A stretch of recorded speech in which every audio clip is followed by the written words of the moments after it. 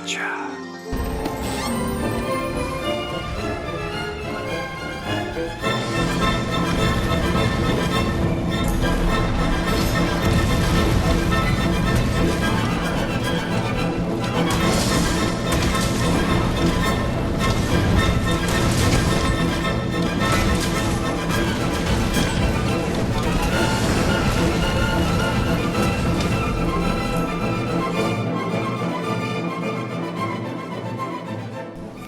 The Taroth Pipe Dragon is a new Rarity 8 hunting horn from the Kulve Taroth siege. Like all of the Kulve weapons, it's covered in gold plating, and the Kulve horns also received their own sounds, so I'll go ahead and play them for you now.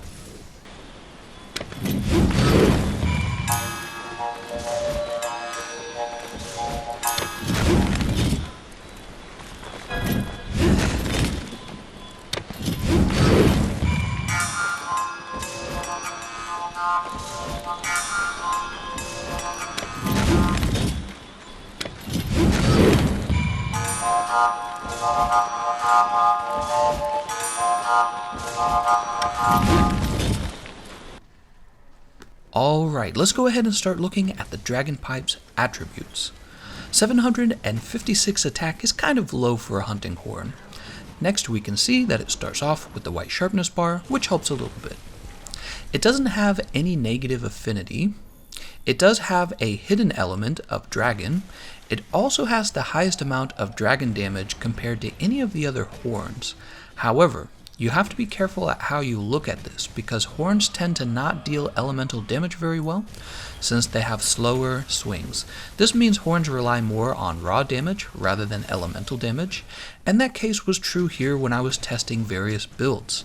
In other words, I'm saying it's much more valuable to have a horn with high attack, rather than one with mediocre attack and a high elemental attack value.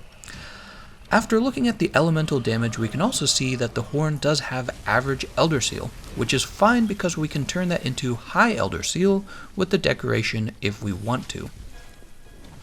It comes with a rank 3 decoration slot, the usual Kulve Taroth defense bonus, in this case plus 20, and of course one augmentation slot since it is rarity 8. So my first impression is that the horn is just okay. You really want to see a high attack value on the horn that you're using, and this one doesn't have that. There are two other dragon elemental horns that are already pretty good, the Deep Vero from Devil Joe and Desolation's Overture from Nergigante. And so we're going to have to compare it to those in order to decide when you should take it, if ever.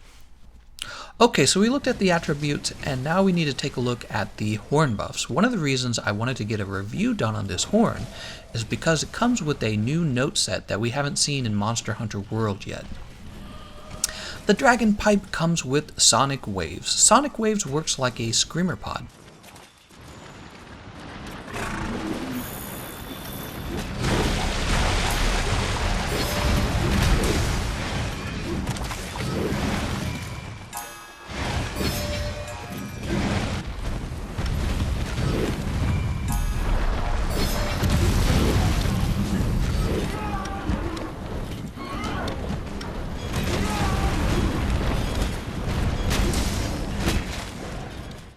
I noticed right away that it stalks that melody by spamming note 2, and this means applying elemental damage better with the horn's faster move, right? So note 2, when you're using the forward attack on note 2, it actually swings fast pretty quickly, maybe a little faster than the super pound.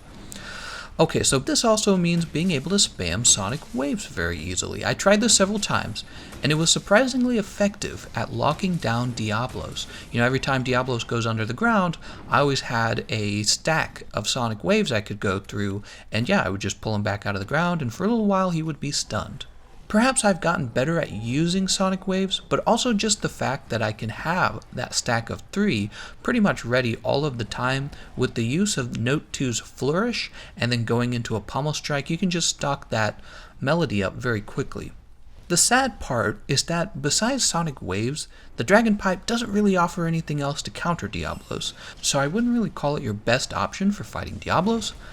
If only Sonic Waves had had an effect on monsters weak to Dragon, then this would make a lot more sense to use. So I'm saying maybe if Sonic Waves, I don't know, maybe it did just straight damage to monsters who are within range of the bubble, but basically it's only useful against a few monsters, like Gyrototus, Diablos, and Black Diablos, and maybe Lavaseath. Those two fish monsters, Piscine monsters, go under the ground so rarely, I don't really get to use Sonic Waves on them. So really it's only useful against Diablos and Black Diablos, and that detracts from the usefulness of the buff overall. You just don't get to use it against other monsters. Okay, but anyways, you can still use the Queen Vespoid Horn or the new Paralysis Pipe against Black Diablos and Diablos, so yeah, as a Sonic Waves horn, it's nice that you can stock it up very quickly. That makes it easier to use Sonic Waves against them, but you just have better options. Okay, and the next buff is Blight Resistance Up, and it's actually going to raise all of your elemental resistance by 10. So it probably was kind of mistranslated. They probably should have called it Elemental Resistance Up. This is not a bad buff for when you are fighting monsters who deal a lot of elemental damage. Monsters who deal a lot of elemental damage, and that might include something like Kirin, Teostra, Basilgeuse, Xeno'jiiva. Monsters, they have physical attacks, they have elemental attacks, and right now, another one of course is Kulve. Kulve has a number of fire moves that she uses when she's enraged, so that's what you should be thinking about when you're talking about elemental resistance up. I think this would be an especially good buff if we had to fight a new monster who does high damage with multiple elemental types. And the reason I say this is because since it raises all of your elemental types by 10, then if you had a monster who dealt, I don't know, like fire and ice, you probably wouldn't get an armor set that has a good defense for both of those, which means that this buff would actually be useful as a defense buff. Okay, and after that we have Elemental Attack Boost. This buff is going to help fast weapons like dual blades and bows. However, there's two main problems I always have with this buff. First of all, most, if not all, actually skilled players are already maxing their elemental damage. And since this horn doesn't take you past that limit, if it did, then this would be a much better buff, but since it doesn't, then you're not being actually efficient. You're not actually buffing them with anything. So when you bring it into a random match, there's a very good chance the dual blades and bow you're trying to help are completely unaffected, and yeah, if they could just change that about this buff, if it could take you past the limit, it would be considerably better. You could think of it more like the attack up large buff. The other problem is that elemental damage isn't too good for horns themselves. So whenever you go into a match, you are guaranteed at least one person on the team, you, will never benefit that much from this buff. And that's why I'm not a big fan of the elemental attack boost on horns. It's much better to have the attack up large buff. Okay, and now we can talk about the Blight Negated buff. This one does exactly what it says, it just makes it impossible to be blighted. It's a little redundant for teammates who you gave enough elemental resistance to, but I guess if they didn't break 20 resistance, then this is still pretty useful. Similar to the elemental resistance buff, I think this would be a lot more useful against a monster who applies multiple blights at a time. And I guess one of the other things I have to say about it is I would rather have the All Ailments Negated buff from the Teostra or Fee. So what I kind of learned, and I'll talk a little more about this, I learned that All Ailments Negated will block status effects as well as blights, whereas Blights Negated only blocks blights. So this is basically an inferior buff compared to that one, and they could have just had them. This one could have been another, All Ailments Negated horn, but oh well. Finally, we have one of the biggest letdowns of this new horn. Its last buff is a combination of Earplugs Small and Wind Pressure Negated. These are both fairly low tier buffs because they only affect monsters who are already easy to fight. And on that note, now that we're done looking at the buffs, let's just remember that we do not get an attack up large buff or an affinity up buff on this horn, which really means that other than providing some very distinct elemental and blight defense and being able to spam sonic waves, this horn's buffs aren't very good when you compare it to both the Devil Joe and the Nergigante horns. When I first started, I actually did get a little excited because I thought maybe it would work against Valhazak's Effluvial the way the All Ailments Negated buff does. But it turns out that the Effluvial status is an ailment and not a blight, and so there's really no reason to bring it against Valhazak because it's not going to block that Effluvial status. So Valhazak has a 3-star weakness to dragon damage, and it would have been just pretty much perfect, in terms of how it worked out if it could have both blocked Valhazak's Effluvial and done maximum dragon damage with this elemental type. But yep, that didn't work at all. I also tried using it to counter Kirin, and did find the extra elemental resistance useful, as well as the ability to block that Thunder Blight. However, it does not protect you from ailments, and Kirin causes paralysis. So you very specifically want to use this horn against monsters who cause blights, but not ailments. So I found myself getting paralyzed by Kirin and going, well, that's not very useful in terms of defense. Then I thought maybe it will help against Deviljho, and it does a little bit. I noticed no one on my team was getting killed or blighted from his Dragon Breath attack. But other than that, it didn't feel that useful. It didn't feel as useful as providing Attack Up Large to the team. Maybe if this horn also provided Tremors Negated, similar to the Dragonbone Ald horn, but it doesn't. At least Deviljho has a 3-star weakness to dragon damage. However, without the Attack Up Large buff, it really doesn't matter. You're not doing as much as you think you are. Then I tried it against Teostra and Basilgeuse, and at that point I finally found myself enjoying the Elemental Resist and Blight Negated buffs. Both of these monsters cause high elemental damage and 2 types of elemental blights, Fire Blight and Blast Blight. So if I had to recommend Dragon Pipe against any particular monster, I would say both of them are decent options, but keep in mind neither of them are very weak to dragon, which I guess isn't a big deal because, as I mentioned before, horns don't actually deal a lot of elemental, and that means you aren't necessarily missing out on tons of damage. Another thing I noticed is that the Elder Seal really does help against Teostra because you make it hard for him to go into a supernova, especially if there's just one other person on the team using Elder Seal. Similarly, knocking Basilgeuse out of enragement is actually pretty nice. Now, if only we had been given earplugs large rather than earplugs small, see? Keep in mind the Nergigante horn has earplugs large and default high Elder Seal, so you don't even need a decoration for high Elder Seal on the Nergi horn. And it gives the whole team affinity up as well. That's a damage boost. So it's really a matter of deciding, does the team need more defense rather than more attack in the case of choosing a horn to fight someone like Teostra? You could choose Deep Vero, that's going to give you defense and health boost, which both of those are actually pretty nice already in terms of defense, but you're getting the Attack Up Large, and the Deep Vero itself does a lot of damage. Or you go with the Nergigante horn, give everyone affinity up, give everyone, earplugs large, which means you can attack during their roars, right? You're not going to be stunned, you're not going to be stuck there in Teostra's fire aura taking damage, right? All of that matters.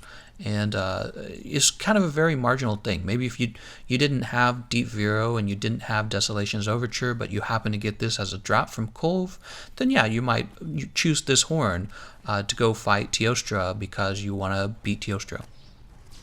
So, it's really a matter of deciding the team needs more defense, and some players really do need more defense. I think that the argument can be made here, especially in the case where only one feint is allowed. Finally, I want to mention again that this horn was surprisingly good at locking Diablos down. I don't consider it as ideal as the Vespoid horn or the Paralysis Pipe, but maybe if you're in this very specific situation where you want to use a horn and you don't have either of those yet, you could use this one, give the team elemental attack boost, and then just spam sonic waves over and over again. It really does work. My notes also mention there's a Rarity 6 version of this horn that drops from Kulve. It's called the Gold Dragon Flute. Similar to other Rarity 6 Kulve weapons, is terrible and you should probably just sell it. Okay, before we wrap up, let's go ahead and talk a little bit about builds. This is a hidden element weapon, so of course I compared the elementalist skill to free element, and I can assure you that there's enough elemental damage to unlock that you definitely should prefer free element. Not to mention the new Kulve armor makes free element much more efficient to build for than it was in the past.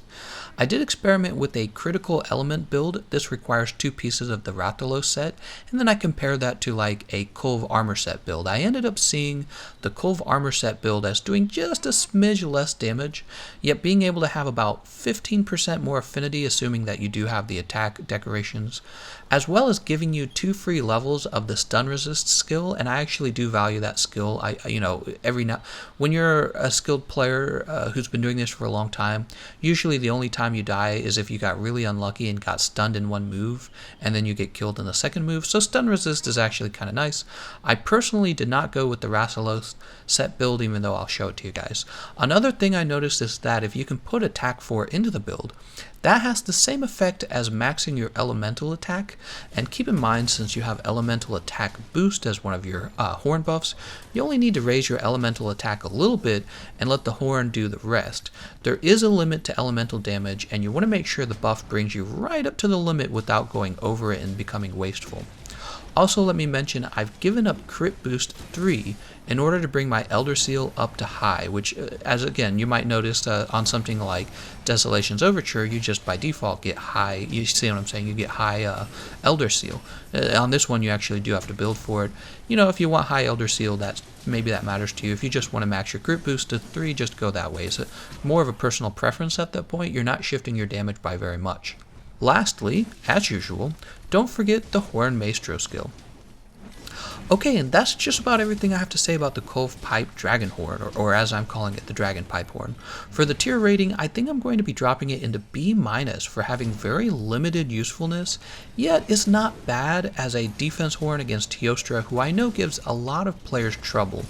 In the future, that tier rating could shift upwards if a very dangerous monster is added who deals multiple types of elemental damage, maybe like 3 types of elemental damage, which of course means also dealing multiple types of blights, and in that case, this could end up being a fairly useful defense horn.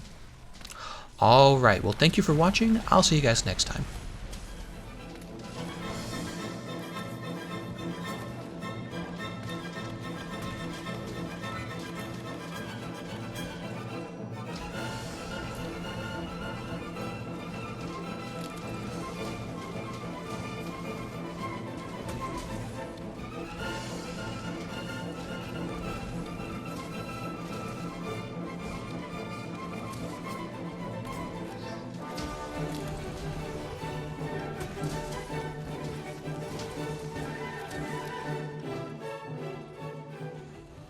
Really?